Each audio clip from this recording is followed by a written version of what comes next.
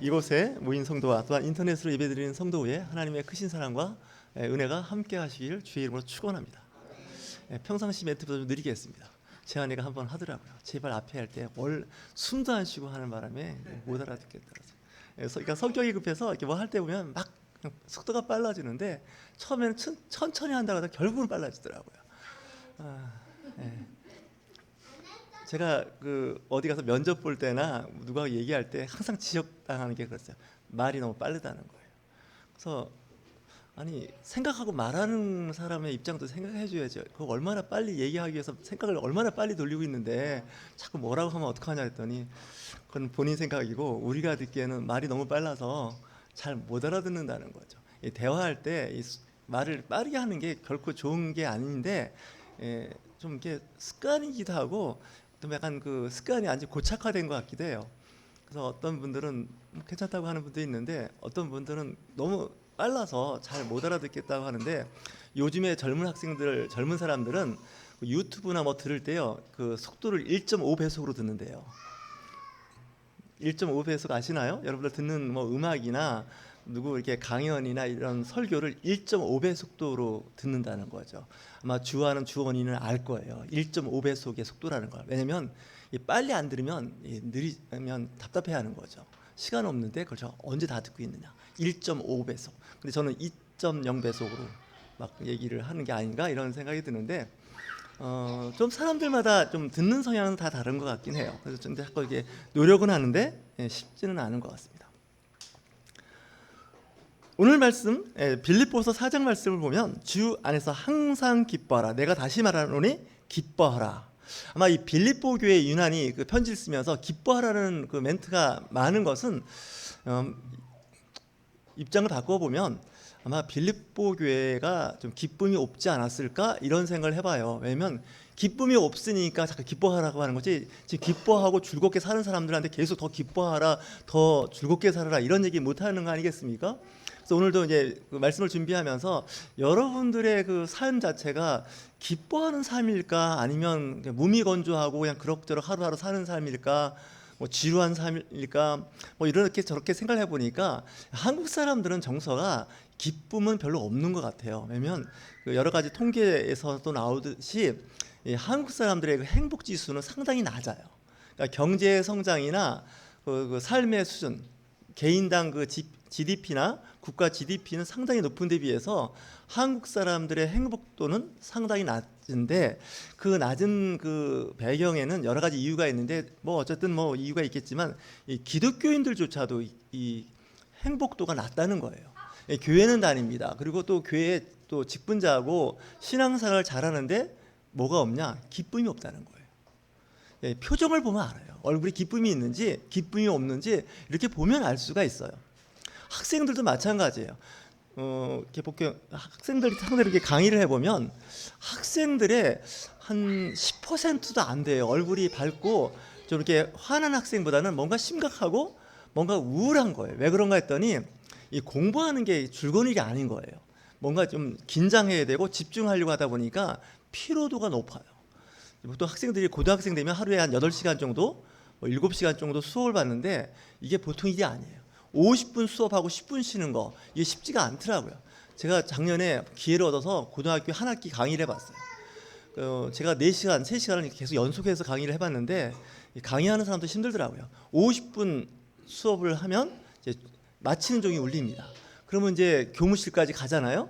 근데 가는데 한 1분에서 1분 30초 걸려요.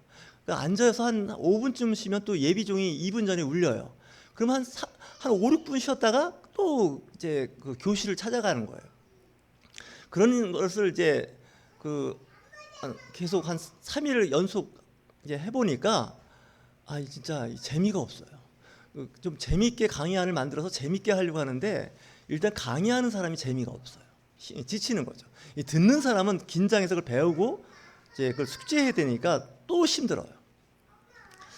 물론 이제 사람들마다 상황이 다 다른데 이제 이해력이 좋은 학생들이 있습니다. 이게 무슨 얘기하면 스폰지 빨아들이듯이 내용을 이렇게 쫙쫙 빨아들이면서 진도를 막 잘 따라가는 학생이 있는데 이게 잘 안 돼갖고 진도에서 자꾸 이렇게 떨어지기 시작하면 나중에는 그냥 정신줄 놔버립니다. 그러니까 선생님들은 이제 강의하고 학생은 정신줄 놓고 아무것도 안 듣는 거죠.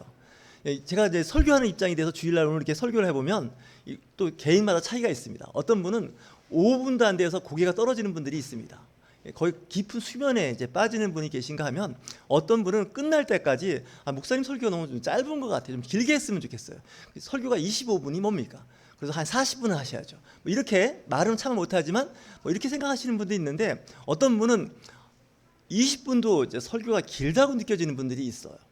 근데 설교가 좀 재밌고 좋으면 뭐 20분도 30분도 한데 이 설교가 재미가 없지 않습니까? 일주일 동안 세상에 살다가 교회 왔더니 목사님한테 주로 혼나는 설교잖아요. 말씀대로 안 살았다는 겁니다. 이제 그러다 보니까 이게 뭐 혼나는데 기분 좋을 사람 하나도 없습니다. 저도 마찬가지고. 그러다 보니까 이제 가능하면 이제 그런 말씀보다는 좀 말씀에 좀 은혜가 있고 기쁨이 있고 일주일 살아가는데 좀 도움이 되는 말씀이 있었으면 좋겠다 해서 제가 일부러 이제 그런 구절을 좀 찾는 편입니다. 왜냐하면 성경에는 여러 가지 이제 말씀 중에 주로 혼나는 말씀이 많습니다. 근데 그 혼나는 말씀이 시기적절하긴 한데 근데 그래도 그렇지 혼날 일이 있어서 자꾸 혼나면 좋지 않습니다. 혼날 일이 있지만 안 혼나고 넘어가는 게 훨씬 좋습니다. 여러분들 직장생활 하실 때 여러분들도 이제 어느 정도 이렇게 직장에서 어느 정도 위치에 올라가게 되면 그 소위 말하는 부하 직원, 같이 일하는 직원들의 그 좀 잘못된 부분이 있습니다. 잘못된 부분을 충고하거나 좀 이렇게 좋게 얘기하면 좋은데 그게 얘기 안 하는 게 오히려 좋을 때가 있습니다. 뭐 중국의 한비자가 그런 말을 했다고 합니다. 관계가 나쁠 때는 충고는 절대로 하지 말라는 거예요. 무슨 얘기인지 아시죠? 사이가 안 좋을 때 좋은 얘기 하지 말라는 거예요. 그 사람의 자기 딴에 그 사람을 위해서 해주는 말이 그 사람한테는 거의 쥐약 같은 수준이에요. 그러니까 일단 관계를 좋게 회복한 다음에 얘기를 해야지 관계를 최악의 상태로 만들어 놓고 덕담을 나누자고 하는 건요 싸우자는 얘기예요. 잘못하면. 그러니까 사람들의 그 입장을 좀 잘 살펴봐야 돼요. 뭐 예를 들면 그래요. 나는 이번에 시험을 망쳤어요. 근데 누구는 시험을 잘 봤다는 거예요. 그 순간 기분이 나빠지는 거예요. 그렇지 않습니까? 공감대가 형성이 안 될 수가 있는 거란 말이에요. 저도 목사인데요. 어느 교회가 막 부흥해서 막 교회 건축한다 그러면요, 은근히 뿔따기가 나요. 목사가. 아니 뭐야 이거? 이게 왜 나는 이 모양이지? 그 순간 그 열등 감정과 스스로에 오는 어떤 그런 스트레스가 확 작용해요. 윤철종 목사 앞에서는 남의 교회 잘 되고 부흥하고 있다는 얘기 하지 마세요. 진짜예요. 기분 나빠요. 목사가 이럴지언데 여러분들은 오죽하겠냐고요. 그렇지 않습니까? 누구는 이번에 집 샀대. 보니까 막 누구는 이번에 차를 바꿨는데 무슨 차래? 그 순간 내 차를 다시 한번 생각해 보지 않습니까? 이거 뭐야 이거 나는. 저 친구는 교회도 안 다니고 예수도 안 믿고 뭐 예수는 믿는다 그러는데 설렁설렁 믿고 뭐 아무것도 안 하고 엉망진창인데 잘 나가고, 나는 막 새벽기도 수요 예배 안 빠지고 잘 나가는데 나는 상태는 점점 나빠지고. 하나님 이럴 수 있습니까? 이런 식으로 계속 나가면 나 교회 안 다닐 수도 있습니다. 뭐 이런 생각이 왔다 갔다 안 하십니까? 나만 그런가? 좀 그런 생각이 든단 말이에요. 저 목사는 새벽기도도 안 하고 금요철에도 안 하고 이제 아무것도 안 하고 주일 예배만 하고 수요일날 금요일은 뭐 부목사님들이 하고 뭐 교회 일은 다 행정 간사들이 하고, 그래도 막 좋은 차에 막 그냥 억대 용금 받고 잘 나가는 목사가 있는데, 윤철종 목사는 뭐 사회 기도 다 하고 막 온갖 거 다 하는데 그냥 상태는 별로 안 좋은데, 더 기분 나쁜 건 앞으로도 상태가 더 좋아질 기미가 안 보인다는 거예요. 그냥 완전히 그냥 함몰돼 버리면 이건 진짜 살 맛이 안 나는 거예요.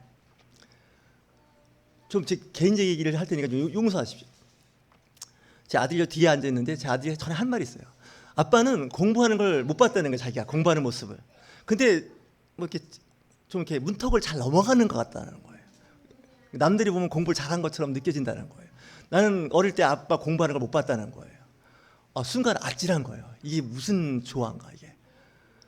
그러니까 집에 오면 텔레비전 보다가 밤 12시 동해물과 백두산이 나오면 텔레비가 종료가 되면 그때 저는 공부를 하는 사람입니다. 이제 그렇지 않습니까? 그때부터 이제 할 일이 없으니까 공부해. 저는 할 일이 없으면 공부를 해요. 그런데 이제 그때 되면 애들은 다 자는 거 아니에요. 그러니까 애들은 공부한 걸 못 본 거예요. 그 이후의 시간이 굉장히 중요한데. 중학교 때 이야기도 마저 할게요. 뭐 기왕 이렇게 시작을 했으니까. 중학교 때 짝꿍이 있잖아요. 그저 옆에 있는 짝꿍이 있는데 걔가 한 번 저한테 그런 얘기를 하더라고요. 정색을 하더니 나 너 보면 기분이 나쁘다는 거예요. 짝꿍이 저한테 그러는 거예요. 너 보면 기분이 나쁘다는 거예요. 왜 그러냐 했더니 내가 너 공부하는 걸 별로 못 본다는 거예요. 짝꿍이니까 학교에서 잘 보잖아요. 늘 옆에 앉았으니까. 근데 공부하는 걸 못 봤다는 거예요. 별로 이렇게 수업 시간에 뭐 이렇게는 가끔 딴 생각하는 것 같고 또 쉬는 시간에는 복도를 왔다 갔다 하질 않나? 뭐 아무 생각 없이 산다는 거예요. 그래서 성적이 자기보다 기분 나쁘게 좋다는 거예요. 적당히 좋은 게 아니라 많이 좋다는 거예요. 그래서 이게 그래서 그러냐? 그래서 제가 생각을 해봤어요. 왜 그런가 했더니 좀 이거 좋은 방법은 아닙니다. 학교에서는 주로 공부를 잘 안 하고 집에 가서 늦게 이제 공부하는 스타일입니다. 저는 이렇게 조용히 있으면 이렇게 공부를 하는데 그 친구는 그 밤늦게 와서 공부하는 걸 못 본 거예요. 학교에서만 이게 약간 좀 죄송합니다. 좀 이런 말 쓰지 말라고 경고받았는데 날라리처럼 막 학교에서 막 다니는데 집에 가서 하는 거죠. 뭐 이런 얘기 하면 한두 끝도 없는데 이 사람들마다 좀 다 달라요, 사실은. 근데 이게 보여지는 단면이 이게 좀 나하고 좀 다르면 기분이 나쁜 거예요. 어떤 때는 그렇지 않습니까? 난 저보다 분명히 공부하는 양, 노력하는 양이 많은 데 비해서 뭐 수입이나 뭐 성적에 대한 그 결과가 안 좋으면 공부를 계속 해야 되나, 뭐 일할 마음도 안 나고 이런 거죠. 제 직장을 그만두고 나올 때 같은 동료가 저한테 한마디 하더라고요. 입사를 같이 했으니까 동료인데 나올 때 그러더라고요. 저보다 나이도 좀 더 있었고 그런데 저가 나간다니까 속으로 좋았던 것 같아요.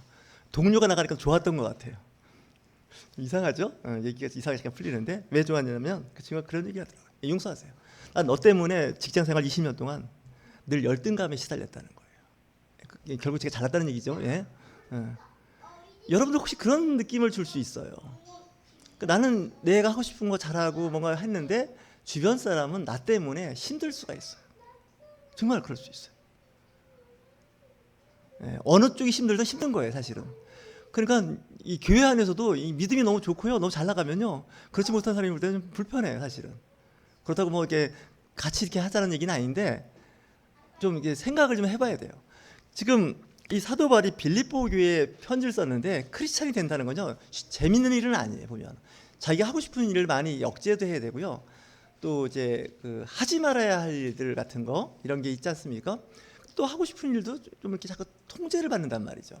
은근히 그러다 보면 어때요? 사람이 우울해질 수 있어요. 사실 주일날 어디 놀러 가고 싶은데 보니까 보니까 주일날 교회 가는 날이에요. 특히 이제 날씨가 점점 더 좋아질 거예요. 4월달, 5월달 되면 세상이 나를 부른다고 바깥으로 막 뛰쳐나가고 싶지 않습니까? 근데 이 방에다 가둬놓고 지금 막 설교를 들어야 되지 않습니까? 예배라고. 제가 사실 학교 다닐 때 참 4월달, 5월달이면 가끔 가출하는 학생들이 있더라고요. 학교에서. 어떤 학생이 학교 안 나오면 가출을 한 거예요. 여러분들은 그런 학교를 안 다녀보신 것 같아요. 제가 다니는 그 중학교는 봄이 되면 가출하는 남학생들이 꽤 있었어요. 그래서 일주일 뭐 열흘 후에 다시 돌아오더라고요. 그래서 그동안 어떻게 된 거냐 했더니 그냥 갑자기 학교 가기 싫어서 그냥 들르산으로 놀러 다녔다는 거예요. 그때 제 생각은 그랬어요. 그걸 제정신으로 하는 말이냐? 아니 어떻게 날씨가 좋다고 그냥 바깥에 나가갖고 학교 안 가고 놀았다는 거예요. 물론 이제 공부 열심히 하고 바르게 살고 열심히 살아야겠다는 학생들은 이해를 못 하는데 그쪽 학생들은 그걸 이해를 해야 되더라고요. 제가 그래도 이렇게 공부를 안 하는 것 같았지만 그래도 범생이었습니다. 앞에 딱 모자를 보면 모범생이었습니다. 얼굴이 좀 그렇게 보이지 않습니까? 모범생으로 공부를 다 했어요.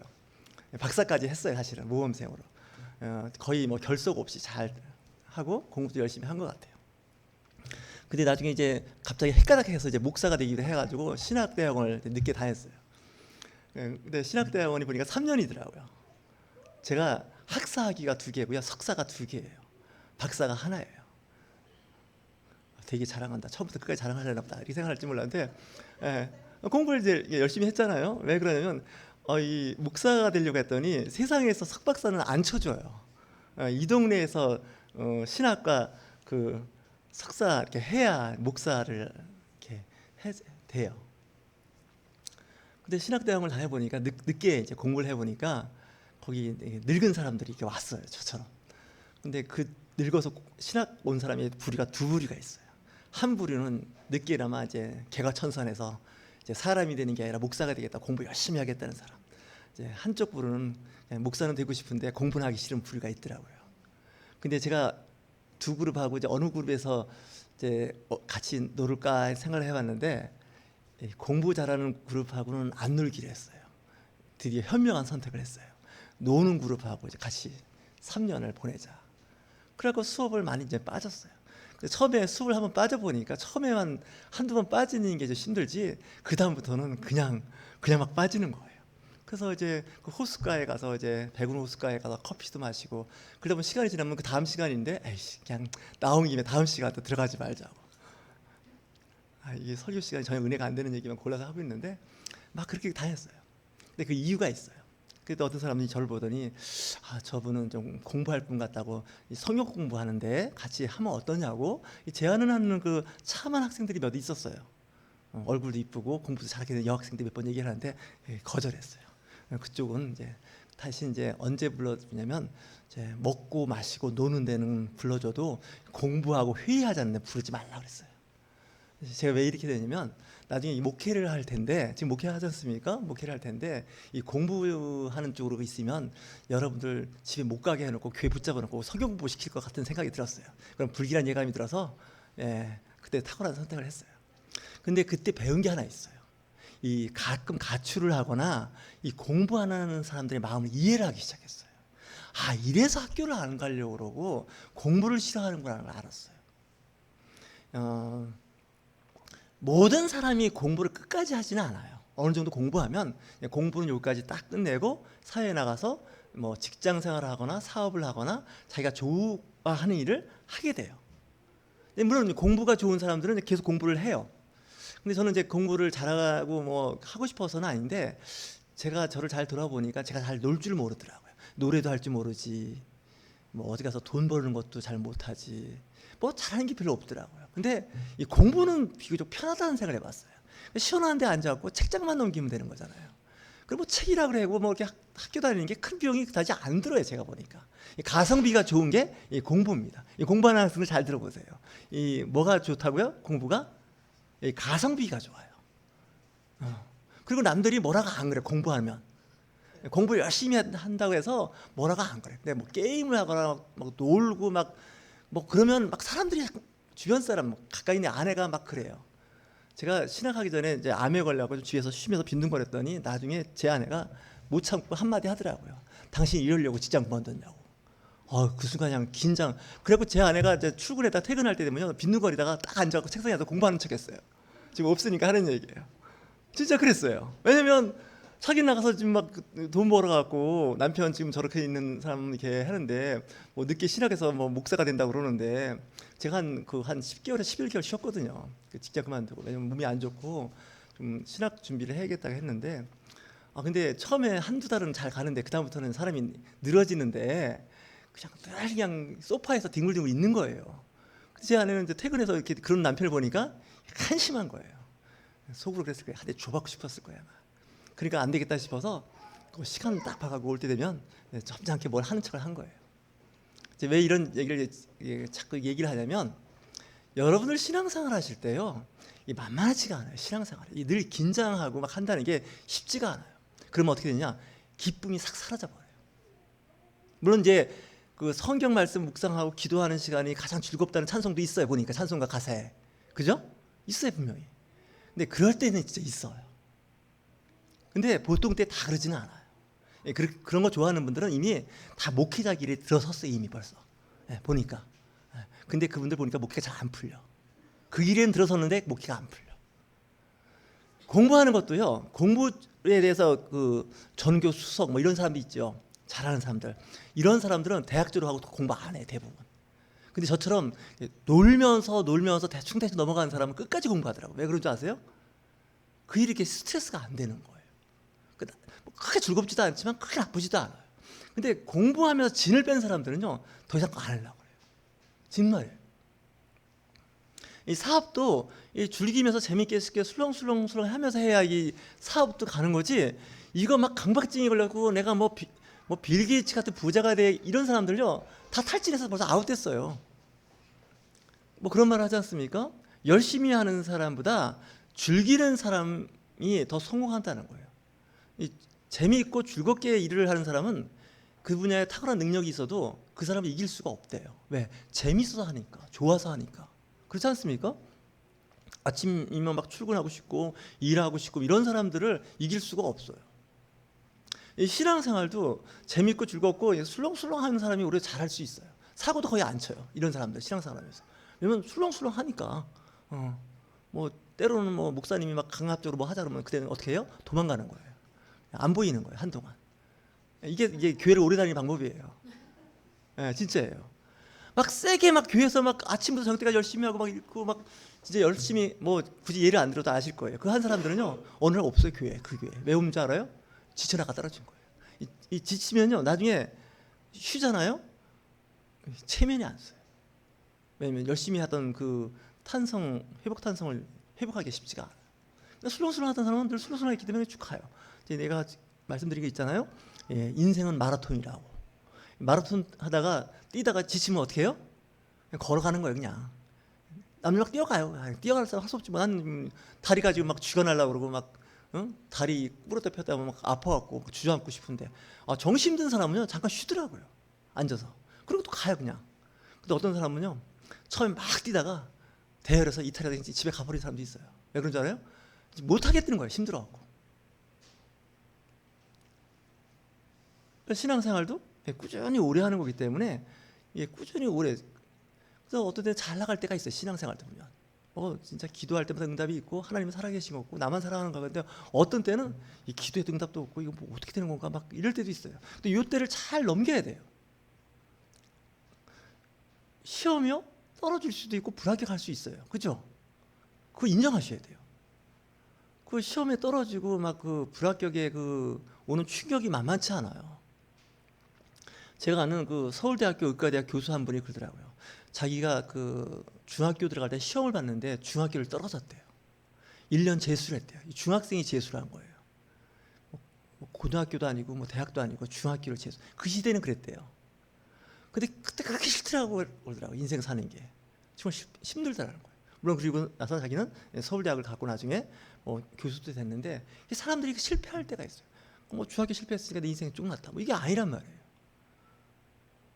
사업도 그렇지 않습니까? 그냥 마이다스 손처럼 손만 대면 다 황금으로 변하면 얼마나 좋겠어요. 우리 황금으로 변하는 게 나중에 저주죠 사실은. 그러니까 안 되는 거예요 사실은. 투자했더니 돈 날리고 뭐 돈 떼이고 뭐 그거까지 뭐 그냥 기분 나빠 죽겠는데 집에 왔더니 또 마누라가 또 막 일을 어떻게 그따위로 해가지고 돈을 다 날렸냐고 막 그러고 아마 그러면 진짜 살맛이 하나도 안 나는 거예요. 뭐 집안에 위로자가 있는 게 아니라 집안에 윈수가 있어갖고 상태를 더 나쁘게 해줘요. 그런 남편은 없는 게 더 좋아요 사실은. 그런 아내도 마찬가지고. 이게 사실 현대인들이 굉장히 힘들어요. 현대인들이 이 경쟁 구조잖아요. 굉장한 경쟁 구조예요. 늘 들리는 말은 기분 나쁜 얘기만 들리는데 그 중에 하나가 뭐냐? 남은 잘 되고 있다는 거예요. 나는 지금 안 되고 있는데. 내가 산 주식은 막 올라가고 있는데 저쪽 친구는 막 주식을 꼬라박으면 그 꼬라박은 친구가 주식 올라가는 친구 보고 기분 좋게 생각하겠어요? 뭐야 이거 어떻게 된 거지? 이렇게 하면서 막 온갖 생각이 많죠. 제가 모임에 여러 가지 좀 임원도 해보고 좀 가보면 때마다 느끼는 게 괜히 왔다는 생각이 잠깐 들어요. 여기 내가 왜 왔나 이런 생각이 들어요. 가면 이렇게 별로 이렇게 기쁨이 있고 좀 편안함이 있는 게 아니더라고요. 오늘 강사가 그런 얘기를 한번 하더라고요. 뭘 하기 전과 후를 딱 봐서 그 할 때 좋은 것과 하고 나서 집에 올 때를 잘 봐서 하기는 싫었는데 올 때 좋으면 그건 좋은 데래요. 거기는. 근데 할 때는 좋았는데 끝이 안 좋으면 거의 안 좋은 데래요. 다시 얘기해서 이제 어떤 모임에 갔는데 가기 싫은데 갔어요. 근데 갔다가 오니까 참 기분이 좋은 거예요. 그건 좋은 데예요. 근데 가기 좋았는데 가서 좋아서 갔더니 올 때 기분이 안 좋은 거예요. 그런 데 가지 말래. 근데 교회도 어때요? 기분 좋아서 주일날 갔는데 목사님한테 대탕 혼나고 집에 가면 어때요? 그날 주일날 아이씨 오늘 주일날 망쳤구만 뭐 이럴 수도 있어요 사실은. 그죠? 근데 교회 가기 싫었는데 막상 교회 갔더니 끝나고 나서 집에 가니까 참 좋더라 이럴 수도 있어요. 그죠? 그런 날이 더 많아야 돼요 사실은. 그래서 교회가 좀 재미있고 즐겁고 찬송이나 말씀 들을 때 좋으면 돼요. 근데 그게 아니면 이 교회 신앙생활 굉장히 어려워요. 제가 보니까. 사실 제가 평신도 생활을 오래 해봐서 아는데 평신도 생활을 오래 하면서 느낀 게 뭐냐면 교회는 즐거운 곳이 아니었어요. 재밌는 곳이 아니었어요. 여러 교회를 저도 다 해봤거든요. 이사하면서 다 해봤는데 영 아닌 것 같아요. 스트레스가 굉장히 한 주일 잘 가서 잘 살다가 주일날만 되면 스트레스가 쌓이는 거예요. 그리고 목사님이 끝나고 나서 회의하자 그러면 스트레스가 더 쌓여요. 제가 그래서 목사가 되고 나서 몇 가지 안 하는 게 있어요. 여러분들 오늘 저기 예배 끝나고 저 재직 회의가 있으니까 잠깐 남아서 좀 회의 좀 합시다. 제 평생에 뭐 평생까지는 아니지만 거의 그래 본 적이 기억이 별로 안 나요. 제가 한 2번 있었나? 14년 목회 거의 없어요. 회의하자 그러면 좋은 거 갖고 회의를 하는 걸 내가 본 적이 없어요. 교회 다니면서. 아멘도 안 하시는 거 보니까 좋은 교회만 다니셨나 봐. 네, 정말이에요. 그래서 재직회의자면 그냥 감당 못할 회의만 하고 있는 거예요. 나 그때 거기 자리에 예수님 좀 모시고 와서 회의 좀 했으면 좋겠어요. 정말 스트레스예요. 네. 좀 나중에 광고 시간에 말씀드리지만 이번에 부활절에는 우리 교회가 좀 선물을 준비하려고 그래요. 이번에 부활절. 뭐 절기원 들어오면 여러분 헌금은 또 어떻게 해야 되나 부활절 감사하고 이 스트레스 받잖아요. 네, 웃는 분들은 뭐가 아시는 분 같아. 네, 정말이에요. 이 교회 절기가 기쁘지가 않아. 추수감사절, 성탄절. 어떤 분이 그러더라고요. 추수감사절 때는 감사헌금 얼마를 해야 되냐. 앞으로 이제 11월이니까 먼 얘기니까 할게요 그냥. 그때 어떤 개신교 목사님 그 얘기하더라고. 평상시에 내는 11조를 한 달 더 한다고 생각하고 내시면 딱 된대. 환장하겠어요. 11조가 얼마나 큰 돈인데 이걸 또 10의 2주를 내라는 얘기잖아요. 그래서 제가 생각을 바꿨어요. 좀 교회 절기 때는 기쁘자. 기쁨이 뭐냐? 주는 것보다 우리는 받는 게 좋잖아요. 성경은 반대로 얘기하고 있잖아요. 뭐라고 얘기해요? 성경은? 지도님 말 잘하시네. 말씀은 그런데 사실은 안 그래요. 주는 것보다는 받는 게 좋은 거잖아요. 아주 성숙한 아주 이렇게 어느 위치에 있는 분들은 진짜 받는 것보다 주는 게 좋아요. 근데 왠지 주는 게 이제 아깝다 생각하면 아직 수준이 거기까지 안 된 거예요, 사실은요.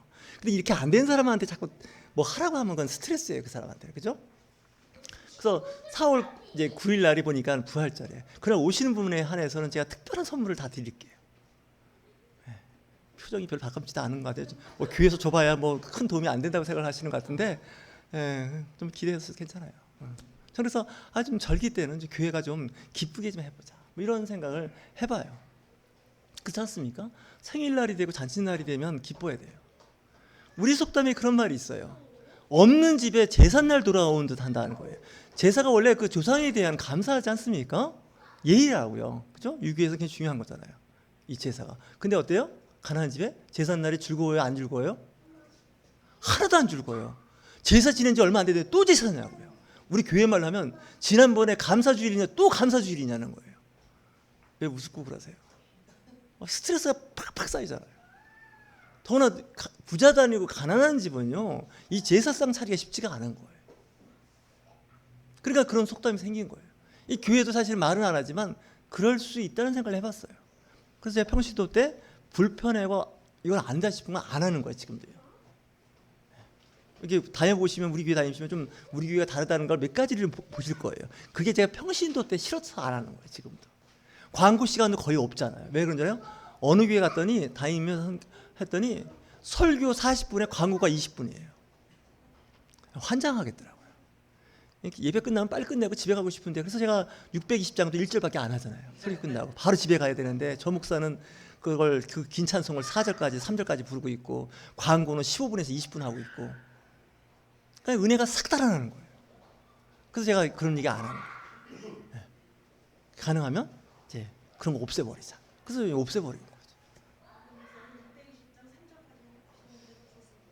거죠. 혼자 하고 가세요 그냥. 그러니까 우리는 이제 그 좀 예배가 이렇게 친교하고 지금 설교 시간에도 이렇게 말씀하시잖아요. 굉장히 좋은 것 같아요. 원래 예배가 원래 그 뭐 좀 다 다르지만 때로는 이 유대인들의 그 어떻게 보면 예배라고 할까 모임은 이런 일들이 많아요. 대화를 하는 거예요. 근데 그 대화를 할 때 좀 이게 솔직하게 얘기하는 거예요, 사실은. 근데 사실 솔직하게 얘기할 수가 없는 동네가 이 교회예요. 이 교회는 솔직하면 안 되는 데예요.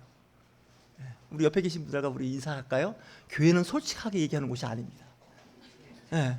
이게 진짜 중요한 거예요.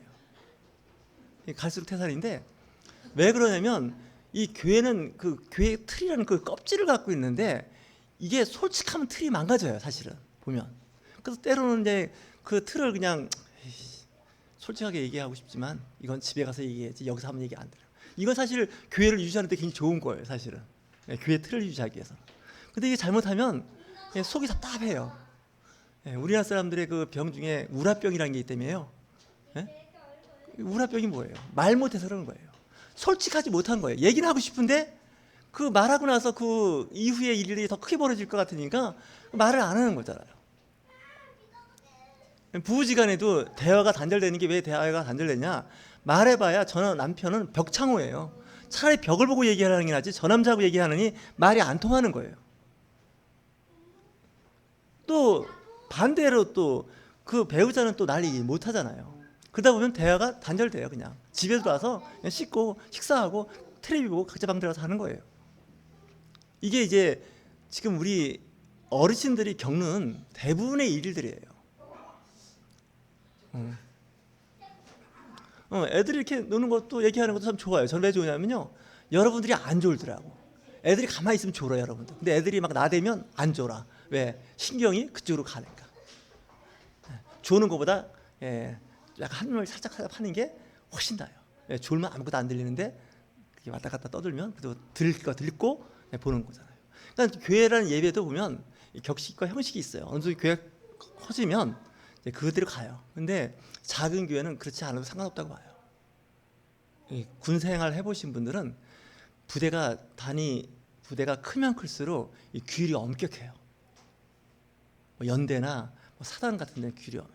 근데 어디 파견 나가고 섬에 분대가 나가는 경우가 있어요. 인천에 가면 섬이 많잖아요. 거기에 그 군 부대들이 대부분 작은 섬들은 분대 뭐 5명, 6명씩 이렇게 사병들이 가 있어요. 거기 장교도 없어요. 그렇지 않습니까? 4명, 5명이 섬에서 이렇게 검문하고 있는데 무슨 장교가 있습니까? 뭐 높아봐야 뭐 상병, 병장이 있는 거예요. 그런 데서 군대 생활하는 사람은 너무 좋다는 거예요. 군대는 그 아침 저녁으로 하는 그 점호가 스트레스를 되게 받게 하는 건데 그런 데는 점호가 없대요. 뭐 3명, 4명 놓고 점호가 있어요. 탈영해봤자 섬에 있는데. 그잖아요? 뭐 어딜 가겠어요. 근데 교회도 그런 것 같아요. 이 작은 단위의 교회는 화목해야 돼요. 또 특별한 예배라고 해서 막 그 형식을 막 하는 건요, 그건 몇천 명, 몇백 명 모이는 데서는 있는 거지 작은 교회는 그럴 필요도 없어요, 사실은. 그 교회에 하나님의 성령이 역사하시고 사랑과 은혜가 있으면 그 교회는 예배가 잘 된 거예요. 교회는 그거 뭐 실수 없이 반주와 뭐 찬양, 설교, 기도, 축복 다 빈틈없이 실수 없이 다 이루어졌어요. 근데 왠지 교회가 냉랭해. 뭔가 좀 이상해. 그건 좀 이상한 교회예요. 제가 보기엔 그래요.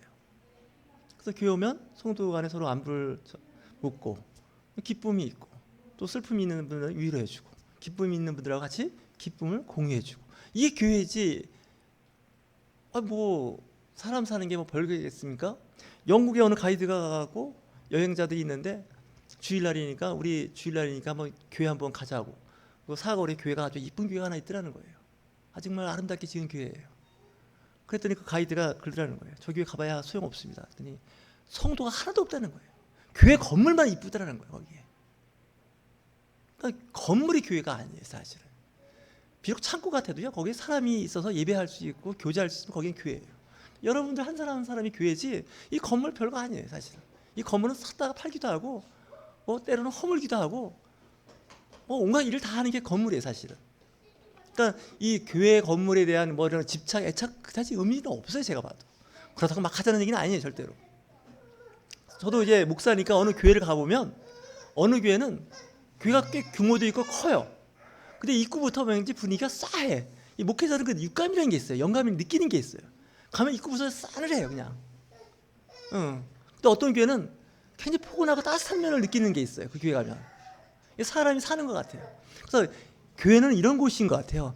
사람이 거할 만한 곳이 교회가 아닌가 하는 생각을 해봐요. 하나님의 성령의 임재가 있고 그분의 중심에 예배가 있고 기도가 있고 찬양이 있는 건 틀림없지만 또 한편 인간 냄새가 나고 인간들이 있는 듯한 정이 있는 곳이 교회예요. 저는 그렇게 봐요. 어렵게 볼 게 아니에요. 교회는 별거 없어요. 목회자와 성도가 서로 친목하고 교제하고 뭐 스스럼 없이 얘기하고 뭐 그러는 것이 교회지. 야, 목사님하고는 1년 동안 악수 한번 해본 적이 없다. 교회가 너무 커서 그래요, 사실은. 담임 목사님하고. 뭐 교회에 있는 목사님하고 얘기해도 흉금을 이렇게 터놓고 이렇게 허물을 터놓고 얘기할 수가 없는 거예요. 솔직하면 안 되니까. 교회는 어떤 곳이라고요? 솔직한 곳이 아니에요, 사실은. 너무 솔직하면 사람들이 푼수라 그래요. 눈치가 없다 그래요. 근데 왜 그러냐면 이제 분위기가 그래서 그렇죠. 근데 그런 곳에는 진정 하나님의 성령은 역사하지 않을 수가 있어요. 꼭 이름을 얘기해도 될 것 같아서 얘기하는데, 분당 그 우리 교회입니까? 김양재 목사님 사역하는 데는 그분은 그런 말씀을 하시더라고요. 교회는 목욕탕이라고. 자기의 흉허물을 다 오픈하는 거예요. 목욕탕에 들어가는데 뭐 옷을 입고 들어가는 사람 없잖아요. 다 이야기를 하는 거예요. 다 치부를 다 드러내는 거잖아요. 근데 교회는 그런 곳이 아니라고 생각하는 분들이 있어요. 또 물론 다 교회마다 다 다르긴 한데, 여러분들도 신앙생활 할 때 기쁨이 왜 없냐는 거예요. 이 빌립보 교회에다 왜 기쁨이 없으니까 이제 바울이 이야기하는 거 아닙니까? 주 안에서 항상 기뻐하라. 내가 다시 말하노니 기뻐하라. 너희 관용을 모든 사람에게 알게 하라. 주께서 가까우면. 관용, 용서하는 거죠. 수용하는 거죠. 나와 다른 사람의 상태를 수용하고 인정하는 게 관용 아닙니까? 근데 교회가 의외로 관용이 많지 않아요. 오히려 신앙생활 잘 하시는 분이 말씀에 잘 붙여 있는 사람들이 관용이 별로 없어요. 있을 것 같은데 안 그래요.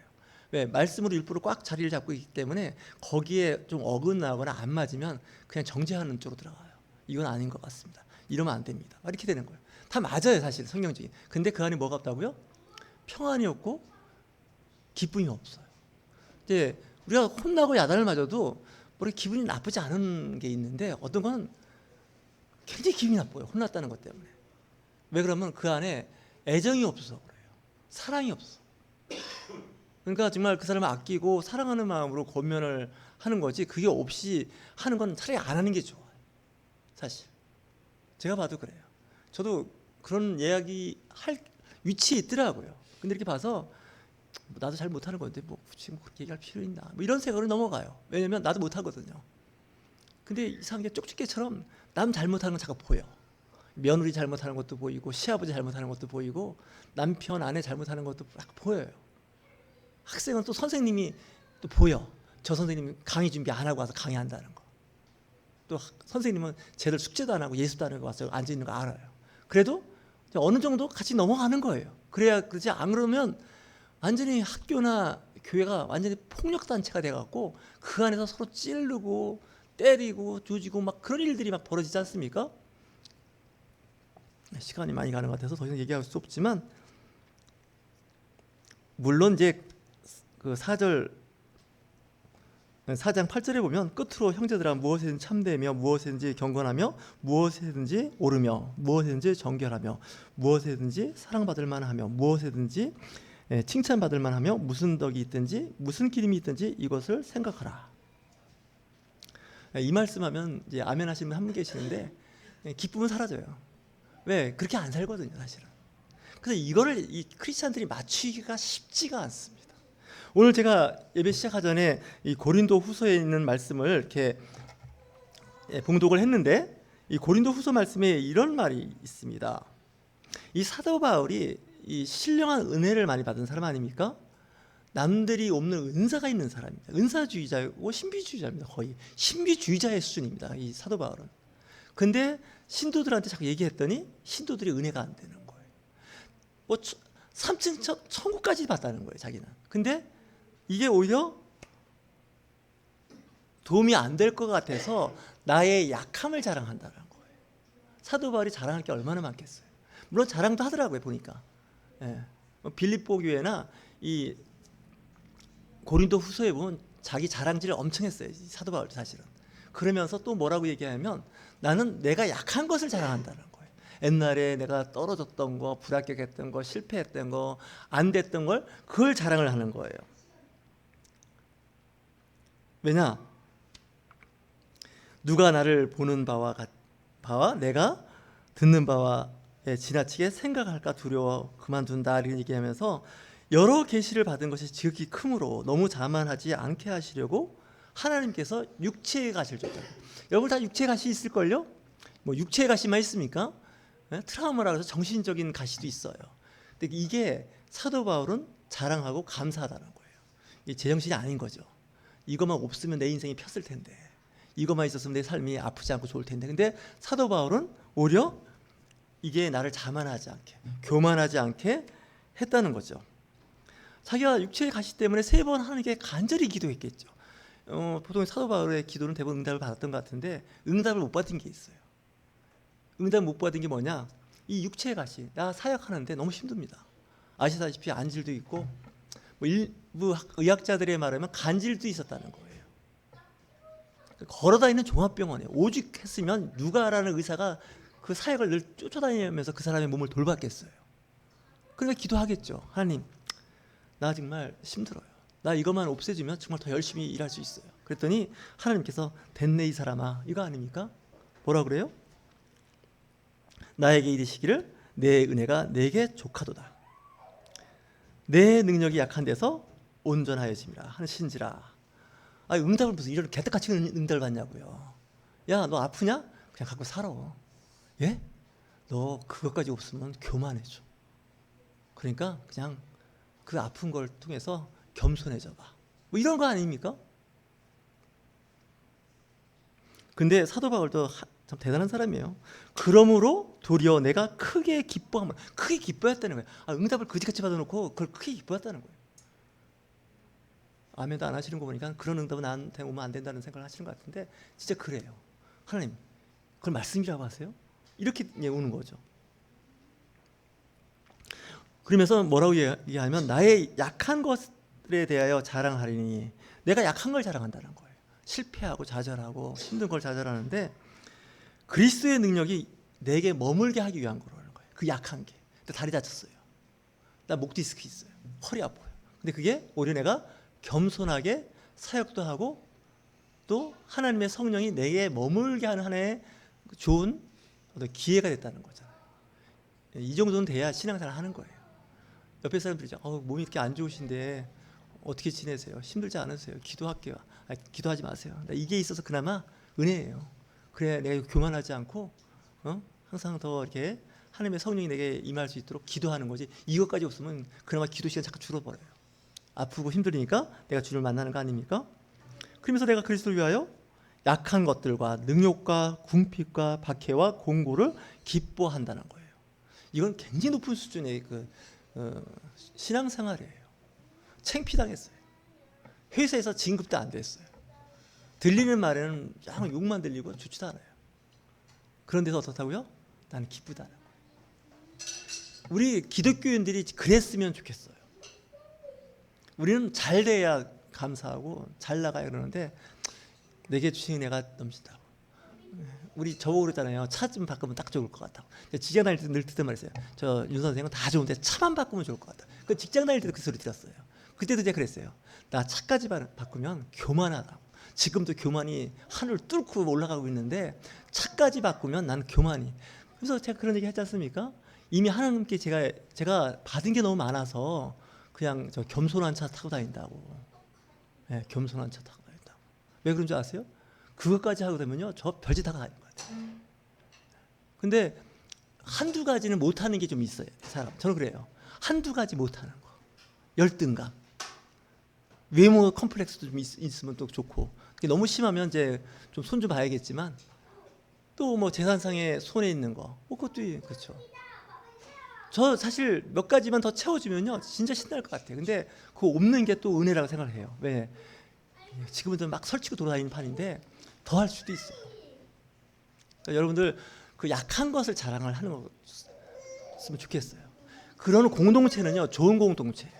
그래서 그 김양재 목사님 교회가 어떤 교회냐? 자기 약한 걸 자랑해요. 나 이혼했다는 거야. 나 남편한테 한테 얻어맞았다는 거야. 나 얼마 전에 교통사고에서 차 완전히 망가져가지고 엄청 손해봤다. 이걸 교회 와서 얘기하는 거예요. 그러니까 그 교회는 건강한 교회 같아요. 근데 그런 얘기 안 하는 교회는 굉장히 잘 나가는 것 같아요. 잘 좋은 것 같은데 오늘 갑자기 죽었대요. 네, 오늘 갑자기 뭐 감옥 갔다는 거예요. 그럴 수도 있잖아요. 나 이거 이러다가 감옥 가게 생겼네. 뭐 이런 얘기 있어요. 그러니까 이런 얘기가 좀 스스럼 없이 되면 참 좋아요, 사실은. 그래서 저부터라도 이 껍질을 양파 껍질 아닙니까? 여러분들은 양파 껍질이 얇은 거고 저는 양파 껍질이 두꺼운 거예요. 까도 잘 안 나와요, 저는. 네. 근데 결국 까봐야 그 양파 속은 없어요. 다 똑같아요. 그러니까 이 우리의 믿음의 선배들은 그걸 다 알았던 거예요. 그러니까 교회 공동체는 허물이 있는 사람들끼리 모여서 허물 얘기하면서 그냥 위로받기도 하고, 뭐 때로는 뭐 그것 때문에 불편하기도 하고, 뭐 그러고 사는 거죠. 성공한 사람들의 백만장자의 클럽이 아닙니다, 교회는. 그렇지 않습니까? 무너진 사람, 사회적으로 안 풀린 사람, 그래서 와서 힘을 얻고 가는 거예요. 그래야 교회 공동체가 건강해져요. 늘 얘기하는 거예요. 병원 가봐요. 다 아픈 환자들만 와 있어요. 왜 왔냐고요? 왜 물어봐요? 병원 오니까 다 있는 거지. 교회 왜 와요? 다 힘들고 어려우니까 위로받고 하나님의 성령의 임재에 치유받고 회복되려고 온 거죠. 원래 교회 안 오는 사람들은 건강한 사람들이, 제가 보기에는. 왜? 안 나와도 살만하니까 안 나오는 거예요. 근데 우리는 어떻게 해요? 꼭 나와야 되기 때문에 나와서 있는 겁니다. 물론 제가 하는 말은 뭐 이렇게 꼭 100% 맞는 말은 아니에요. 그렇다고 또 틀린 말은 더 아닌 것 같아요. 그러니까 여러분들 신앙생활 할 때 자유함이 있었으면 좋겠어요. 기쁨이 있었으면 좋겠어요.